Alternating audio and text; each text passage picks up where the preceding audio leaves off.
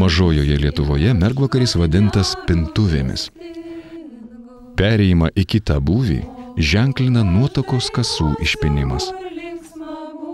Gerajame kampe žalumynais, kaspinais, vaisiais, uogomis išpuošdavo jaunosios kertę, kad jaunųjų gyvenime netrūktų sėkmės, turtų ir grožio.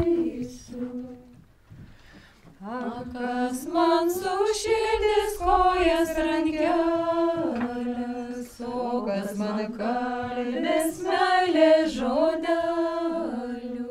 o kas man kalbės meilės žodelius. Svarbiausia jungtuvių išvakarių apeiga – rūtų vainikėlio jaunajai pynimas.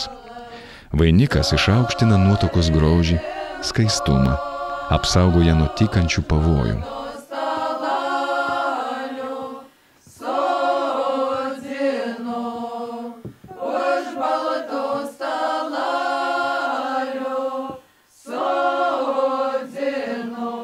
Cerutėlis iš žonulis darželio, tai dar ties mergelis nupinki monolai rūtų vainikėlį. Palidzienį kovą vakarėlį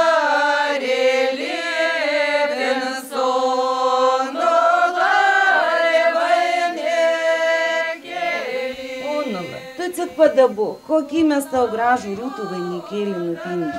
Iš tą žalios rūtelės, kad rastų užauginai savo baltom rankelėm, kad rastų išnešioji ant savo gelsvų kaselį. Priimk, Onula, pasdabyk paskutinį rozelį.